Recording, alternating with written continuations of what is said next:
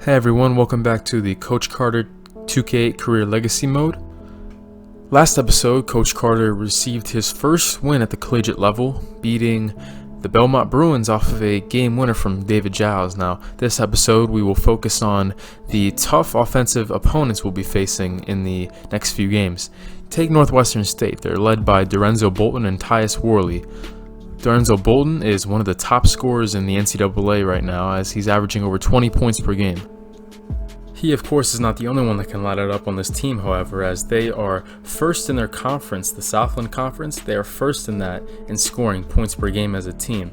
And if you didn't think that was impressive enough, they are 21st in the entire NCAA in points per game, but we might have caught a break. They've been hit with the injury bug, and Robert Sinclair, Earl Johnson, both starting caliber big men who will be playing hurt this game, Cordell Mullaney and Tony Norris, their news isn't so bright. They will not be playing, as they're normally valuable pieces off the bench for the Northwestern State Demons, but they will not be participating in today's game.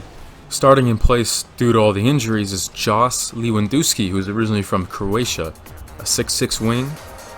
He will be making his first collegiate start as a junior. But despite all the injuries and harsh luck for the Demons, Dorenzo Bolton and Tyus Worley, both of their top scorers, are still in good health, so this game will be tough on that merit alone. Starting the game off 2-0, but Dorenzo Bolton, hot out of the gates, 2-2 game already. Bolton makes good on that layup, so now we will try to take the lead back, but Shaquille Hammond with a turnover problem early on this season. He's averaging 3.3 turnovers a game. That will eventually lead to a Lewandowski layup. He's our star player, but Coach Carter's got to get him in the gym and focus on his ball security and ball handling, because he's just going to continue to be a detriment to his team. Doesn't matter. He can't be out there if he's going to continuously turn over the ball. But here's Floyd Zubek scoring, making the lead down to a one-possession game. Dorenzo Bolton scored the layup before that to start that sequence, but here comes our Skyhawks right back. David Giles with a tough and one off of a offensive miss, crashing the glass, doing a very good job early of that. Giles would go on to stick the free throw, as here comes our UT Martin Skyhawks with a dangerous pass from Shaquille Hammond. That's what I'm talking about right there. He did get that one through, which eventually leads to a Floyd Zubek assist to David Giles, and now D. Cartwright with the steal. And Shaquille Hammond cutting will finish the sequence off. It is a 9-0 run here for our Skyhawks. Steve Cartwright almost made that a 12-0 run, but it is an 11-0 run due to the layup from Zubek, who has been very impressive since he's taken over that starting center position. Jonte Felton, left wing, trying to drive on Joey Ballard, gives it out to John Sherman, one of the few healthy big men they actually have on the team right now. He makes good on that jump shot. He'll have to be very efficient today if he wants to help his team out of this little stroke of bad luck that they've had recently. Now a 15-10 game, 9:29 left in the first half, as Zubek with a contested jump shot gets the friendly bounce.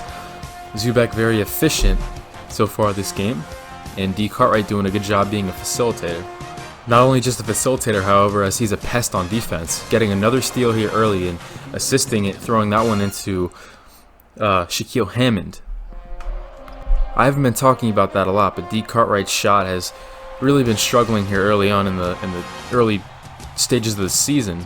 There's D. Cartwright's shot he needs to work on, and Shaquille Hammond's ability to hold on to the ball as another turnover leads to a basket for the opponent. Tyus Worley throws it into Lewandowski, who eventually gets it into a cutting teammate.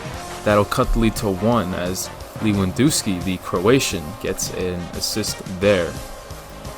Schofield inside, another guy who's been very efficient and impressive, as he gets another basket to go here. It's only his first score of the game, but look at the rest of his season so far. 4 points, 2 assists, and 2 rebounds in the season for Schofield. I know that's not a lot, but it's also on 66% from the field as well. Very efficient and very intriguing. Keep an eye over Schofield over the coming years. He might be something special.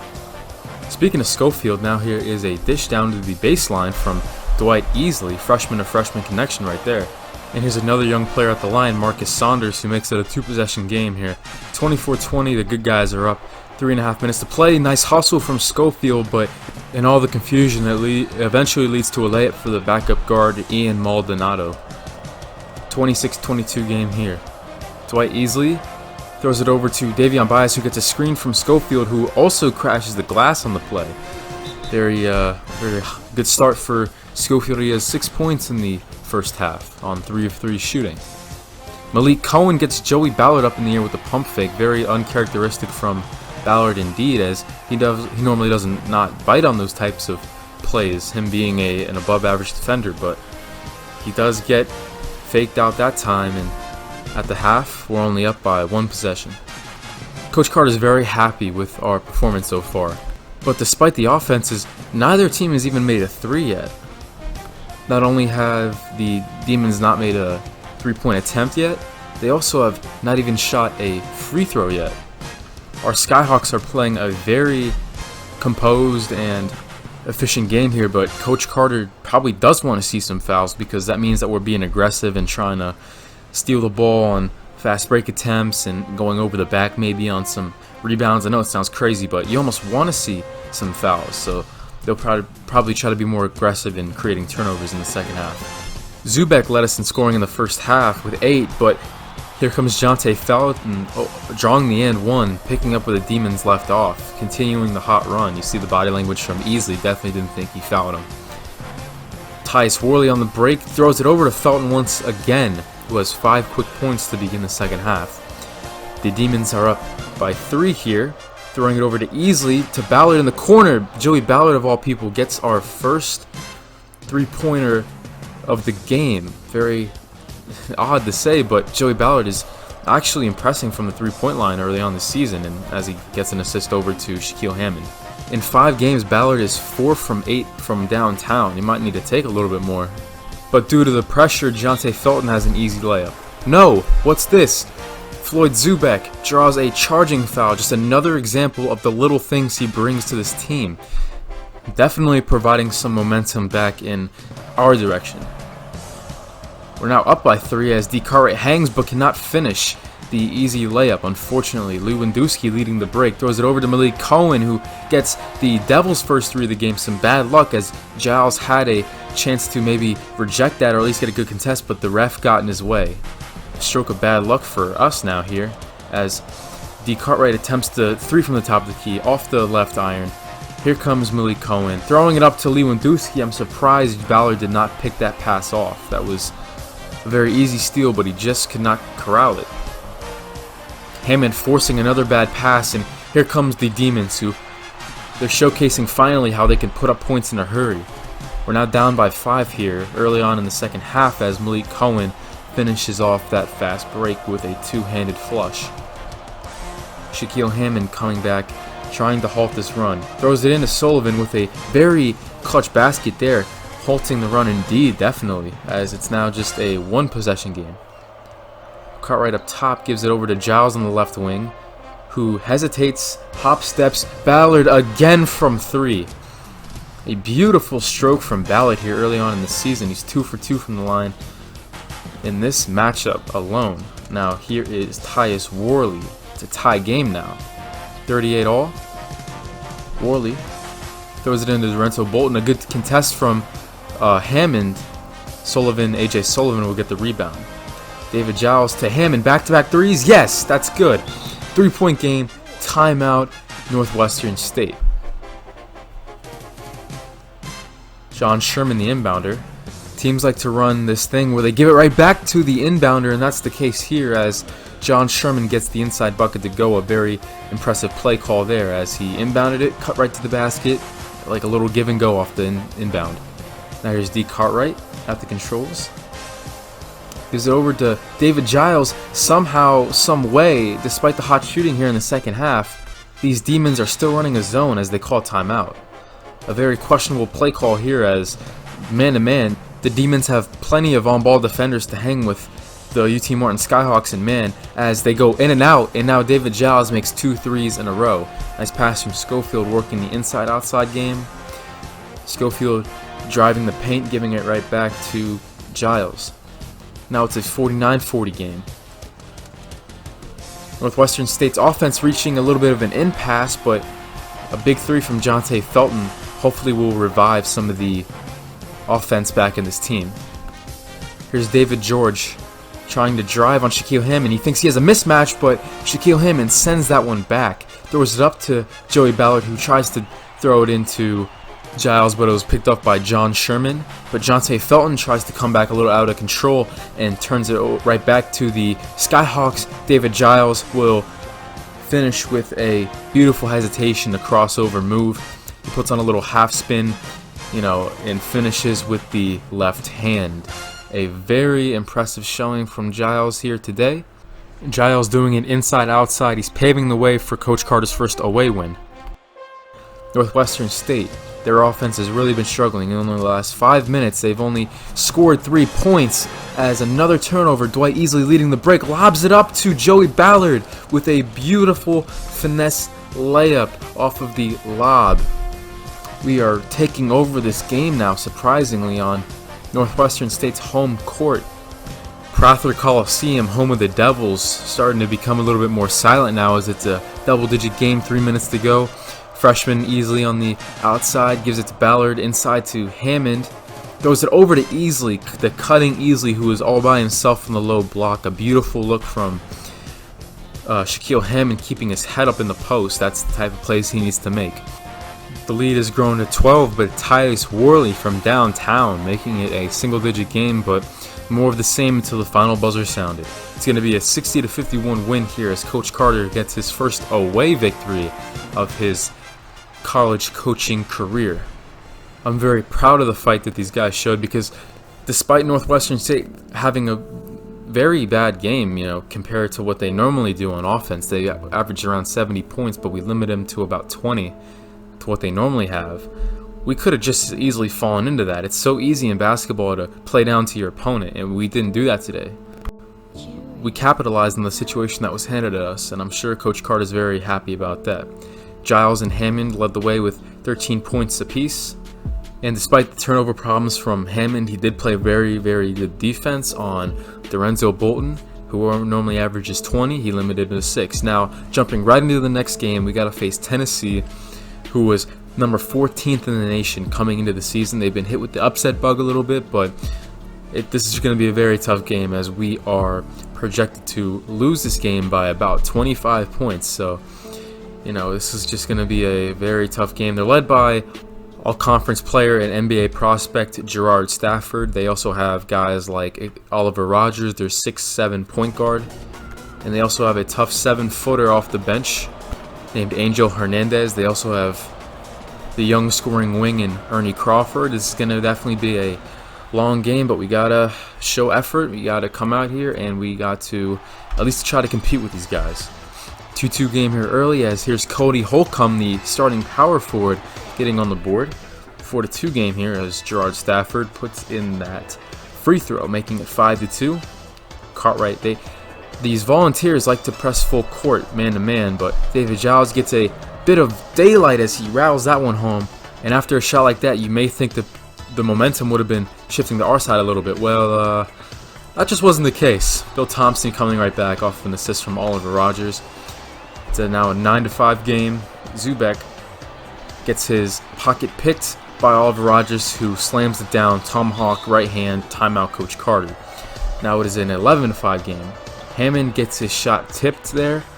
Cody Holcomb doing a good job early on Hammond. And here comes Rogers inside to Bill Thompson. Zubek surrendering an easy layup inside. It sucks to see Void Zubek struggle defensively this game. He was decent on offense, but defensively he did not have a fun time. But like I said before, since Giles is 3, Tennessee is just taking over this game. It's now up to 18-5 now as they are on a 13-0 run. We do dwindle the lead down to 11, but here is Angel Hernandez with his first basket of the game. He was tough for any of our bigs to deal with, being 7 foot, almost 7'1", Skillfield trying to get something going here, but that's tipped, stolen by Stafford, who eventually dunks on our defense. Stafford, a sophomore from Memphis, Tennessee. He was all conference as a freshman last year, and he throws that one down. He's averaging 15 points per game, 5 rebounds, 1.5 steals as only a sophomore. Now another open shot missed. We're really playing scared this game. That's probably the worst part, as there's an assist from Ernie Crawford. Slamming that one down was, of course, the man Stafford. But here is Marcus Saunders, no good. Dwight Easley with a nice pass, but now he's all alone on the fast break, as that is Ernie Crawford finishing off that break. Possibly our worst on-ball defender, Blair Renfro, trying to go toe-to-toe with Stafford. That's not going to end very well. But here comes A.J. Sullivan, our center, going coast to coast and finishing over the 7-footer. Cutting the lead now to 21 points. We still got a lot of time to play in this one. Dwight Easley now taking it to the basket. It seems like our second unit of players is showing a little bit more fight out here, as he also gets the steal but does get rejected. But hey, we'll take the 3 instead of the 2. Blair Renfro making that good, cutting the lead down to 16. Our second unit definitely showing a little bit more fight, as Easley also gets the rejection on that play too. Throws it up to Marcus Saunders, who gets stopped in his tracks on the break. A.J. Sullivan. Now Easley has Hernandez, the big guy, on him. Tries to go right at him. No good, but the tip-in by Marcus Saunders, my favorite play in basketball. That shows hustle, and that shows willing to get down and dirty on the offensive glass. I love that play right there. Lloyd Zubek shows it over to Marcus Saunders, the freshman, having a very good time in this one. Saunders would eventually finish with 4 points, 3 rebounds, and 2 steals. A decent showing from the freshman against one of the top teams in the nation. Bill Thompson to Stafford, who, easily can't leave Abraham Jones open. Everybody can score on this team. Jones was a walk-on a few years ago, but easily does have a better contest right there. Throws it over to Hammond, tries to drive baseline, cannot get that one to fall. 23-point game going into halftime. Coach Carter was upset after the first 2 minutes, as it was a 30-7 game. Our starters really not showing too much fight, but there's David Giles, who had a pretty decent game in this one. He would finish with 8 points, 5 rebounds. But, our second unit has really lit a fire into this team, as we are at least competing, but that is a embarrassing play right there. A.J. Sullivan on the wrong end of an ankle breaker there from Oliver Rogers. We might see that one on ESPN a few times before the night's over. Hammond would get this bucket to fall off of the assist from Easley, but we've talked about some guys that have had good games in this one. Hammond would not fall under this category, but, back-to-back assists from Easley. Nice layup there from Hammond, but Hammond would finish with 13 points, 3 rebounds, 6 turnovers on 4 of 12 shooting. He was 5 of 6 from the line, but he had not a fun time in this one. I can't really blame him. Some of these guys, really, really tough matchups for him, but Dwight Easley there, he's a guy who had a fun time in this one. The backup point guard, the freshman, might have had the best time in this one, as he gets Abraham Jones reaching there, and he eventually caps off that possession with a 3 that rattles in. He had 9 points, 2 rebounds, 2 assists, 1 steal, 4 of 9 from the field. Ball game winding down. Still around a 20-point game, as that lob from Stafford, a beautiful pass from Oliver Rogers. Due to that lob, the game kind of concluded as the same way it got started. A definitely tough note to end on here, as we take the loss by 22 points. Despite that loss, despite that number, we seem to have gotten some respect from the Volunteers. After that very sluggish start, Coach Carter got it into the heads of his players that you cannot play scared just because these Tennessee Volunteers had a national ranking coming into the season. You cannot play scared, so we did go toe-to-toe with them in the second half. We even outscored them. But I'm highlighting D. Cartwright's stat line, as he was basically invisible out there. Keep an eye out, because there might be a position battle. Dwight Easley might overtake D. Cartwright soon for that starting spot.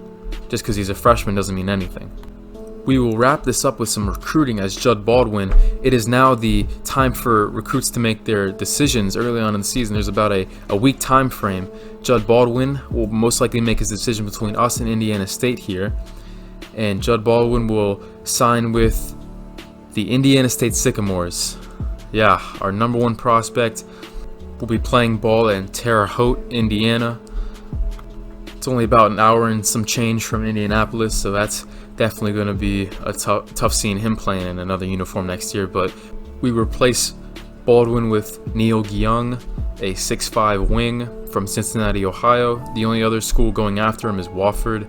It doesn't seem they have the resources to make him commit just yet in the season, so after that week time frame's over, they're going to have to wait to the offseason. So we're going to try to swoop in here and steal him away from him. He seems to have a decent shot. We don't know much about him yet. We still need to request some game tape, and we still need to make a few visits, talk to him, see what his priorities are. Coach Carter will definitely make a priority to do that. Now, looking on to our conference opener against Jacksonville State, it's a home game. They are 3-3 on the year. They definitely are better than us on paper. They're more well-balanced than we are. They're 3-3 on the year. They lost their only conference game so far to Samford, who has been tough to deal with so far this season, despite projecting to be at the bottom half of the conference. They're led by dynamic wing Jabari Jones and Marshall Drummond, both seniors graduating this year. They also have the brothers Keontae and Britton Holland. They're out of Savannah, Georgia. The younger brother, Britton, will be dealing with a broken finger. He's not going to be active, but this team is very balanced. 8 players who average over 4.7 points per game, so they'll be pretty tough to deal with. Next episode, I'll have the conference opener for you and also an update on recruiting. Stay tuned. We're going to try to look for the hole to replace Judd Baldwin. It'll be tough, but we can do it.